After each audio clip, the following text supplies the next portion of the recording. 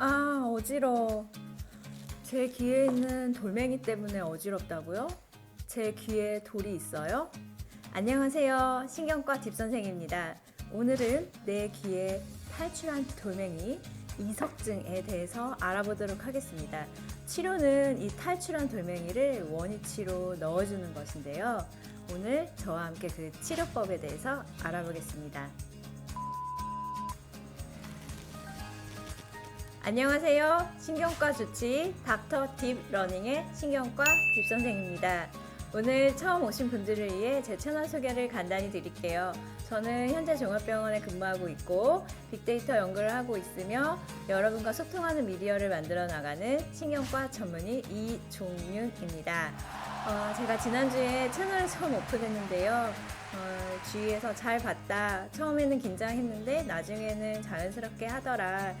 영상 디자인이 좋았다 등등 여러분의 한마디 한마디가 모두 큰 힘이 되었습니다. 앞으로 분발해서 열심히 해보겠습니다. 지난 시간에는 신경과에서 하는 검사에 대해서 알아보았는데요. 이번 시간에는 누구나 한 번쯤 겪었을 어지러움증 중에 가장 흔한 뇌귀의 돌멩이 이석증에 대해서 알아보도록 하겠습니다.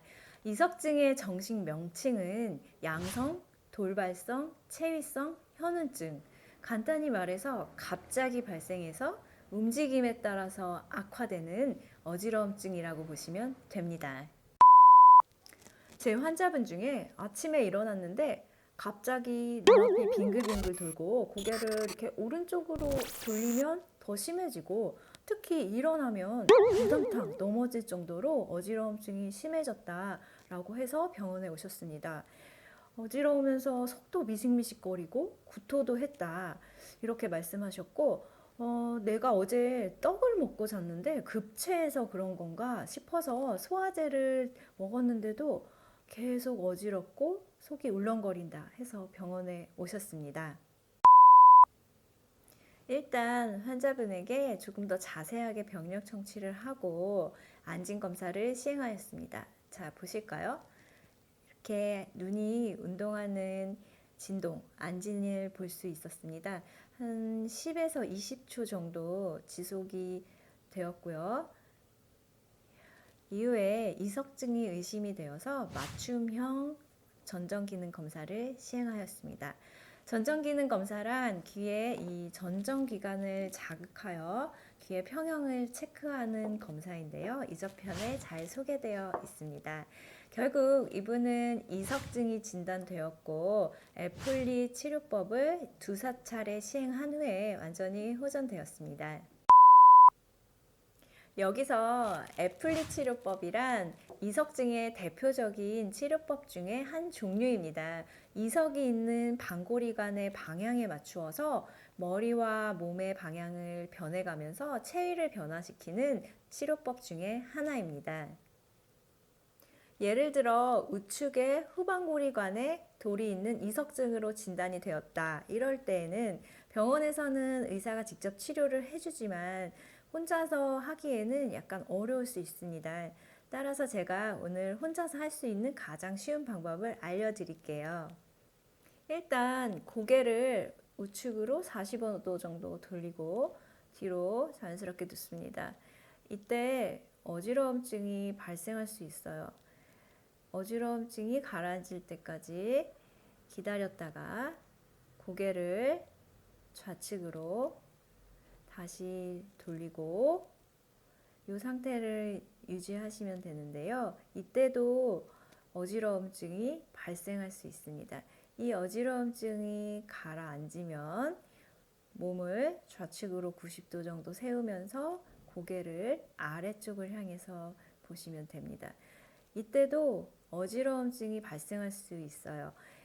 어지러움증이 가라앉으면은 이 자세를 유지하다가 몸을 일으키면 됩니다.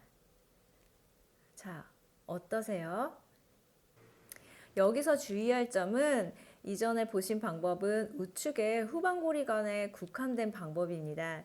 이석이 어느 방골이관, 세 개의 방골이관 중에 어디에 있느냐, 방향은 어디 있느냐 따라서 그 방법이나 방향은 달라질 수가 있습니다. 따라서 아무 유튜브 보시고 아무 방향으로만 막 도시면 증상이 더욱 심해질 수 있어요. 정확한 진단을 받는 것이 가장 중요하다고 할 수 있겠습니다. 약물의 치료는 이석증의 근본적인 치료 방법은 아닙니다. 하지만 경우에 따라서 오심이나 구토, 어지러움증의 증상을 경감시켜 줄 수는 있기 때문에 약물 치료와 함께 이석 정복술 또는 이석 치환술, 이전에 보신 그런 치환술을 시행하는 게 중요하다고 할 수 있겠습니다. 이석증의 원인은 아직 명확히 밝혀진 것은 없는데요. 내 귀에 탈출한 돌멩이가 원인입니다. 우리 귀 깊은 곳에 이 세방고리관이라는 곳이 있는데요. 이석이라는 돌멩이가 탈출하여 이 방고리관을 돌아다니게 되고 그러면서 증상이 발생하게 됩니다. 이석이 방고리관에서 탈출하는 원인은 명확히 밝혀진 것은 없지만 세 가지 정도로 정리될 수 있습니다. 첫째로는 노화나 면역 저하 그리고 칼슘 대사 장애 같은 내부적인 요인을 들 수 있고, 두 번째로는 거꾸로 하는 자세 또는 머리에 가해지는 충격에 의해서 발생할 수도 있습니다. 세 번째로는 귀에 발생하는 전정신경염이나 돌발성 난청 그리고 중이염 같은 귀 질환을 앓고 나서 발생하는 경우도 있습니다. 아직 이석증의 원인은 명확하게 밝혀져 있지는 않습니다. 오늘은 이석증의 진단과 치료에 대해서 알아보았습니다. 어떠셨나요?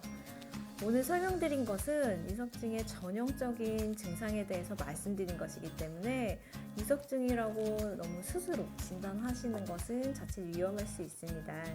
따라서 너무 자주 반복된다거나 다른 신경학적인 증상이 동반되어 있다면 반드시 병원에 내원하셔서 정확한 진단과 그에 따른 치료를 받는 것이 중요하다고 할 수 있겠습니다.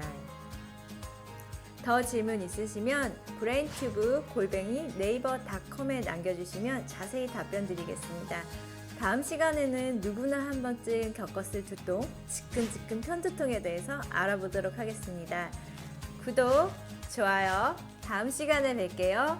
신경과 뒷선생이었습니다.